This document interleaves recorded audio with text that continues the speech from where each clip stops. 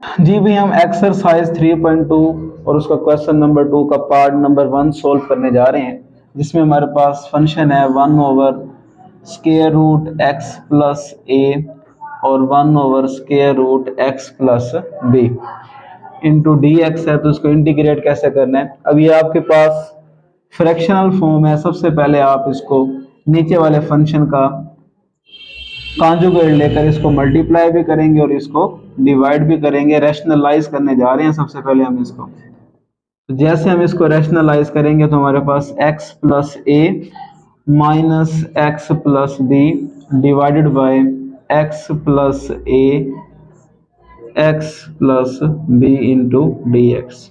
हमारा मकसद ये है कि हम सबसे पहले ये हमारे पास दोनों सर्ड नंबर हैं, इन सर्ड नंबर्स को हम रैशनल बनाने जा रहे हैं। तो इनको रैशनल बनाने के लिए हमने नीचे डिनोमिनेटर का कॉन्जुगेट लिया है, उसको मल्टीप्लाई भी किया और उसको हमने क्या किया है, डिवाइड भी किया है। तो अब हम देखेंगे कि हमारे पास नोमिनेटर में x plus a minus x plus b divided by एक फार्मूला है, दो नंबर से ऐड भी हो रहे हैं और दो नंबर हमारे पास सब्ट्रैक्ट भी हो रहे हैं। तो आप इनको लिख सकते हैं x प्लस ए होल का square minus x plus b whole का स्क्वायर इंटू डी एक्स।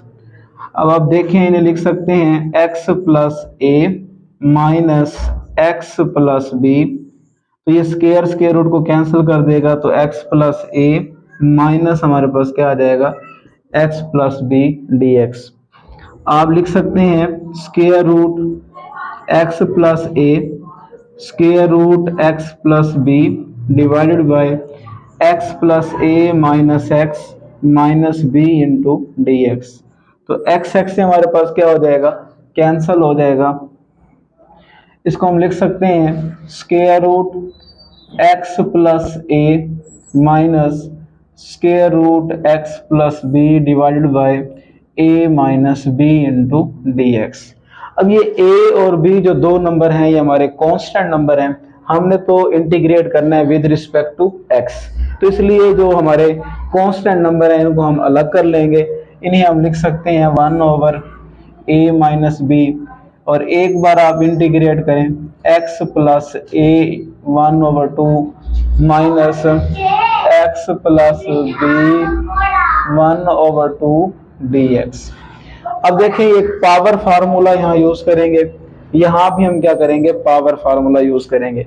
आप जानते हैं x का डेरिवेटिव 1 होता है और a का डेरिवेटिव हमारे पास 0 होता है, क्योंकि यहाँ a और b से मुराद हमारे कांस्टेंट नंबर हैं। तो इसलिए हम क्या करेंगे, हम हमारे यहाँ पर पावर फार्मूले का यूज करते हुए आप इसे लिख सकते हैं 1 ओवर a माइनस बी, यहाँ पर x plus a 1 over 2 plus 1 over 2 plus 1 minus, इसको जैसे लिखेंगे x plus b 1 over 2 plus 1 over 2 plus 1, और यहाँ पर हम c का क्या कर देंगे, इजाफा कर देंगे।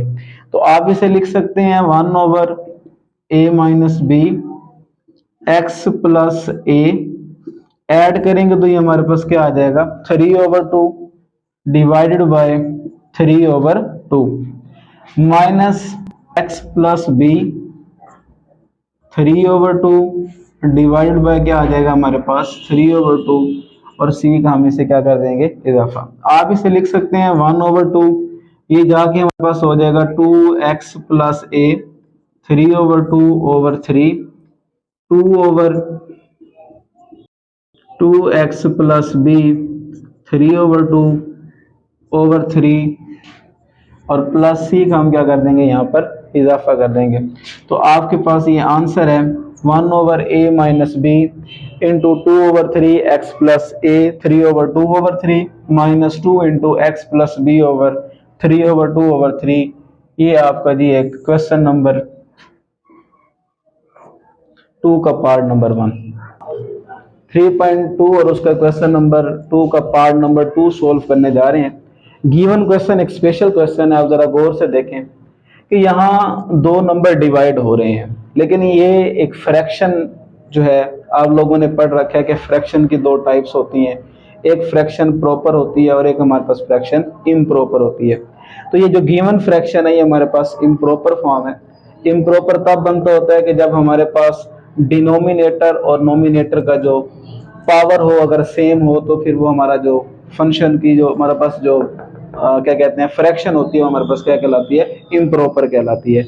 या फिर हमारे पास जब नोमिनेटर जो है वो डिनोमिनेटर से क्या हो जाए, बड़ा हो जाए, तो तब भी वो हमारी फ्रैक्शन क्या होती है, इम्प्रॉपर होती है। तो ये अब एक इम्प्रॉपर फॉर्म है, इसको याद रखना है आप लोगों ने कि इंटीग्रेशन कभी भी इम्प्रॉपर फॉर्म की नहीं हो सकती। जब भी आपको ऐसे पावर की फॉर्म में अलजेब्रिक दी हो, तो आपने इंटीग्रेट कर रहे हैं, तो देखें अगर आपका फंक्शन इम्प्रॉपर है तो फर्स्ट ऑफ ऑल आप उसको क्या करें, इम्प्रॉपर करें। अब इसको प्रॉपर करने के कई सारे मेथड हैं। यहाँ प्रॉपर करने के लिए आप जो मैट्रिक में सीख चुके हैं कि नोमिनेटर को आप अंदर रखें और डिनोमिनेटर को आप बाहर रखें और इन दोनों को आपस में क्या कर दें, डिवाइड कर दें। उस वक्त तक डिवाइड करें कि जब तक आपका जो क्वोशंट है वो, देखें जी इसको 1 से एक्स स्क्वायर को एक्स स्क्वायर से कैंसिल करना है हम लोगों ने, तो यहाँ प्लस का एक्स स्क्वायर और यहाँ पर क्या है, माइनस का एक्स स्क्वायर है। इन दोनों को सेम करने के लिए -1 से हम क्या करेंगे, मल्टीप्लाई करेंगे। जैसे 1 मल्टीप्लाई होगा -1 से, तो आंसर क्या आ जाएगा, -1, और फिर प्लस एक्स स्क्वायर को से मल्टीप्लाई करेंगे तो ये क्या हो जाएगा हमारे पास, -x का स्क्वायर। आप जानते हैं माइनस को प्लस, यहाँ भी माइनस को प्लस, तो ये दोनों एक दूसरे को कैंसिल कर देंगे। यहाँ 1 + 1 कितना हो जाएगा हमारे पास, 2 हो जाएगा। अब आप इसको लिख सकते हैं ऐसे कि -1 + 2/1 + x का स्क्वायर। अब जो गिवन फॉर्म है वो हमारे पास प्रॉपर बन चुकी है कि आप इसका अलग अलग इंटीग्रेशन लें, एक बार इसकी लें और एक बार इसकी लें। तो आप इसको लिखेंगे एक बार -1 × dx और एक बार लेंगे 2/1 + x का स्क्वायर × dx। यहाँ से माइनस बार ले लें तो आपके पास 1dx आ जाएगा, 2 बार ले तो यहाँ हमारे पास 1/1 + x² dx हो जाएगा। आप अच्छी तरह से जानते हैं यहाँ हम इंटीग्रेट x के लिहाज से 1 इंटीग्रेशन होगी वो क्या होगी, x होगी। अब ये देखें इंटीग्रल प्लस x² के लिए है, तो मैंने आपको शुरू में कहा था कि जो इंटीग्रेशन होती है वो डेरिवेटिव का क्या होता है, एंटी प्रोसेस होता है। अब आपको यहाँ याद रखना होगा कि आप लोगों ने पढ़ा था कि d/dx tan 1x, जो फंक्शन tan 1 था उसकी इंटीग्रेशन क्या थी, 1/1 + x का स्क्वायर dx।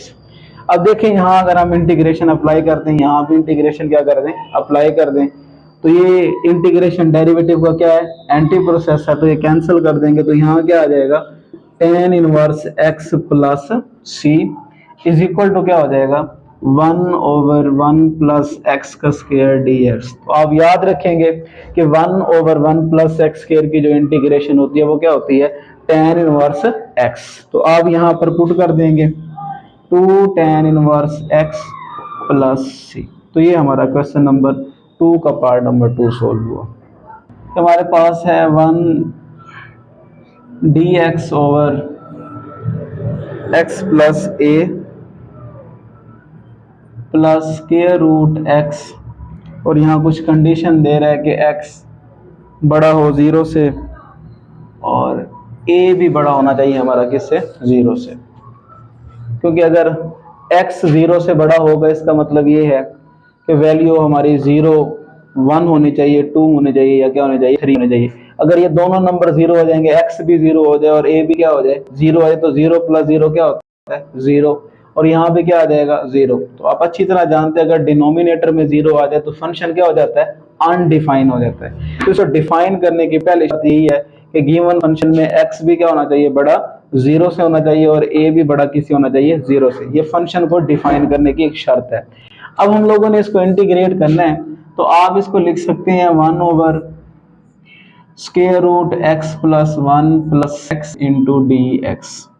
क्वेश्चन नंबर 2 का पार्ट नंबर 1 जैसे सोल्व किया था, सेम टाइप है ये, कि बस यहाँ भी अब हमारे पास डिनोमिनेटर में सर्ड नंबर है, तो आपने इस बाइनोमियल सर्ड को रैशनल बनाने के लिए क्या करना है, डिनोमिनेटर का कॉन्जुगेट लेना है, उसको मल्टीप्लाई भी करना है और उसको डिवाइड भी करना है। तो आप इसको लिखेंगे x + a √x, मल्टीप्लाई करने जा रहे हैं x plus a minus square root x, x plus a minus square root x, यहाँ क्या आ जाएगा हमारे पास डी एक्स। अलग अलग इंटीग्रेट करेंगे, square root x plus a minus square root x, नीचे दो फंक्शन क्या हो रहे हैं, मल्टीप्लाई हो रहे हैं, एक बार नंबर जमा हो रहा है और एक बार नंबर क्या हो रहा है, माइनस हो रहा है। तो यहाँ पर आप फार्मूला लगाएंगे एक्स प्लस ए होल का square minus square root x whole का स्क्वायर, और यहाँ कितना आ जाएगा हमारे पास डी एक्स। तो आप इसको लिख सकते हैं square root x plus a minus square root x, और यहाँ x प्लस ए माइनस क्या आ जाएगा x, तो यहाँ इंटू डी एक्स आ जाएगा। तो x x से क्या हो जाएगा कैंसिल, एक नंबर बच जाएगा a, उसको अलग कर लेंगे 1/a, एक बार आप इंटीग्रेशन लेंगे x प्लस ए 1/2 की, और एक बार आप करेंगे x की पावर 1/2 dx की। गौर से देखें, x एक आपका एक नंबर है और x का डेरिवेटिव क्या होता है 1, और a का डेरिवेटिव क्या होता है 0। तो पावर फार्मूले का यूज करते हुए आप लोगों ने क्या करना है जी, गिवन फंक्शन की पावर में एक ऐड भी करना है और उसी पावर को नीचे आपने डिवाइड भी कर देना है। यहां भी पावर में एक ऐड करेंगे और उसी को नीचे क्या कर देंगे, हम डिवाइड कर देंगे, और c का हम क्या करेंगे, इजाफा कर देंगे। तो आप इसे लिख सकते हैं 1/a एक्स प्लस ए 3 की पावर 2, और यहाँ भी कितना आ जाएगा हमारे पास 3 की पावर 2, यहाँ भी x की पावर कितनी हो जाएगी हमारे पास 3/2, और यहाँ भी कितनी आ जाएगी 3/2 प्लस क्या हो जाएगा हमारे पास c। तो आप इसे लिख सकते हैं 1/a 2x प्लस a की power 3/2 divided by 3 plus 2x की power 3/2 divide by 3 plus c। तो ये हमारा क्वेश्चन नंबर 3 का 2 का क्वेश्चन नंबर पार्ट नंबर 3 था। हम चलते हैं पार्ट नंबर 4 की तरफ।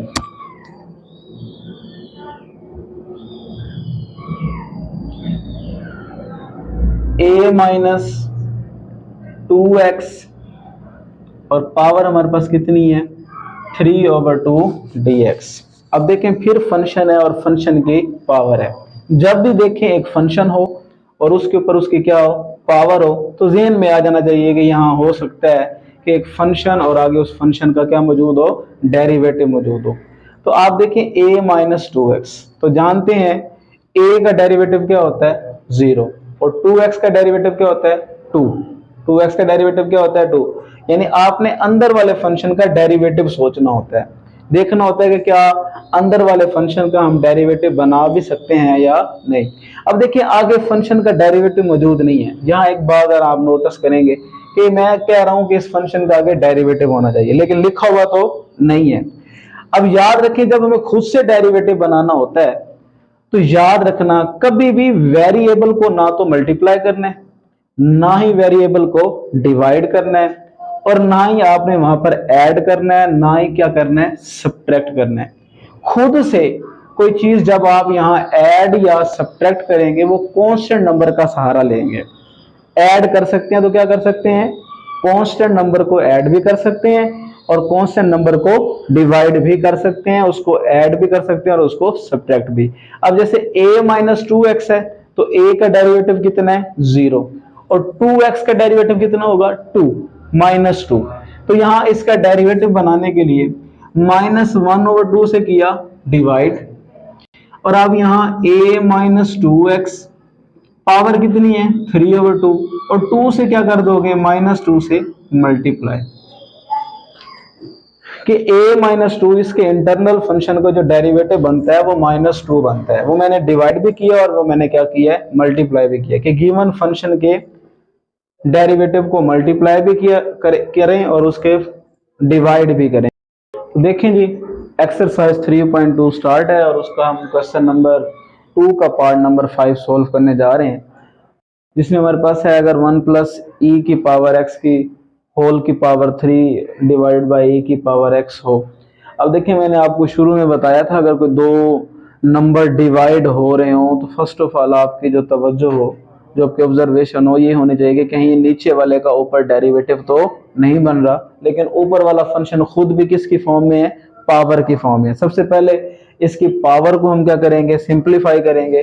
तो अब ये जानते हैं कि ये कोई दो नंबर हैं और उनकी होल की पावर क्या है, क्यूब है। तो क्यूब फार्मूला खोलने जा रहा हूँ कि 1 का क्यूब 1 होता है, और फिर दूसरे नंबर का जब क्यूब लेंगे तो e की पावर कितनी आ जाएगी, 3x, और फिर 3a भी a से मुराद 1 है और b से मुराद e की पावर x है, इनटू हमने क्या करना है a प्लस b, तो यहाँ ex प्लस 1 आ जाएगा। तो ये हमने एक फार्मूला ओपन किया a प्लस बी होल का क्यूब। तो आप जानते हैं, मैं यहाँ फिर भी डिफाइन कर देता हूँ फार्मूला, कि अगर a प्लस बी होल का क्यूब हो तो किसके बराबर होता है, a का क्यूब प्लस b का cube 3ab into a plus b।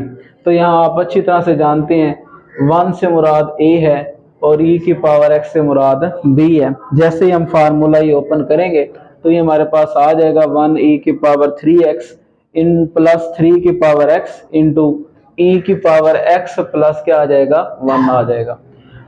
Divided by क्या है हमारे पास, e की पावर x है। हर नंबर को अलग अलग डिवाइड करेंगे, एक बार 1 को डिवाइड करेंगे e की पावर x पे, और एक बार e की पावर 3x को डिवाइड करेंगे, और एक बार 3e की पावर x e की पावर x प्लस 1 को भी e की पावर x पे क्या किया, डिवाइड किया। ये सेम नंबर है, कट जाएंगे। e की पावर 3x में से e की x निकालेंगे तो e की पावर कितनी आ जाएगी, 2x। इस नंबर को ऊपर ले जाएंगे तो e की पावर क्या आ जाएगी, माइनस। अब सबका अलग अलग इंटीग्रेशन लेंगे तो e की पावर माइनस x। अब याद रखिएगा जब भी हम एक्सपोनेंशियल फंक्शन की इंटीग्रेशन लेते हैं, सबसे पहले फंक्शन को एज इट इज लिखा जाता है कि e की power minus x as it is आ जाएगा। फिर आप जानते हैं उसकी पावर का डेरिवेटिव लेना है और उसी को नीचे क्या कर देना है, डिवाइड कर देना है। पावर का जो डेरिवेटिव होगा माइनस एक्स का डेरिवेटिव -1 है, उसको हमने नीचे क्या कर दिया, डिवाइड। यहां जब लेंगे e की power 2x as it is आ जाएगा, और 2x का जो डेरिवेटिव होता है वो 2 होता है, उसको नीचे क्या कर देंगे, डिवाइड। अब यहाँ e की पावर x का डेरिवेटिव लेंगे तो e की पावर x ही आएगा, और 1 का डेरिवेटिव x आएगा, और c का क्या कर देंगे, इजाफा। फिर हमने e की पावर यानी ये माइनस इससे मल्टीप्लाई होगा तो माइनस e की पावर क्या हो जाएगा, -x, और ये e की पावर 2x ओवर क्या हो जाएगा, 2। तो 3 को अंदर मल्टीप्लाई करेंगे e की पावर से, और फिर 3 को मल्टीप्लाई करेंगे x से, और c का क्या कर देंगे, इजाफा। तो इस तरह ये हमने गिवन फंक्शन को क्या कर लिया, हम लोगों ने इंटीग्रेट कर लिया। तो ये था हमारा question number 5। Last question solve करने जा रहे हैं इस एक्सरसाइज का, कि हमारे पास एक लॉग की फॉर्म में फंक्शन है, आगे उसका क्या मौजूद है, डेरिवेटिव मौजूद है। ये पार्ट नंबर 8 है, तो इसमें हमने कुछ 6 और 7 पार्ट को मिस किया। कल इंशाल्लाह हम लोग ये सीखेंगे कि अगर हमारे पास ट्रिग्नोमेट्री फंक्शंस आ जाएं तो उनको इंटीग्रेट कैसे करते हैं। तो ये हमने अभी देखा, log x आप जानते हैं उसका डेरिवेटिव क्या होता है, 1/x। फंक्शन का आगे डेरिवेटिव मौजूद है, तो जब किसी फंक्शन का आगे डेरिवेटिव मौजूद हो तो उसकी पावर में एक क्या करते होते हैं, ऐड करते हैं, और उसी की पावर को नीचे डिवाइड प्लस एक इजाफा। तो यहाँ में अब log x की पावर 1 है, इसलिए 1 में एक ऐड करूंगा तो पावर कितनी हो जाएगी, 2, और उसी 2 को नीचे हम क्या करेंगे, डिवाइड, और प्लस c का क्या कर देंगे, इजाफा। तो ये जो +1 से मुराद ये है कि यहाँ इस फंक्शन की पावर कितनी है, 1। यहाँ n से मुराद क्या है, 1 है।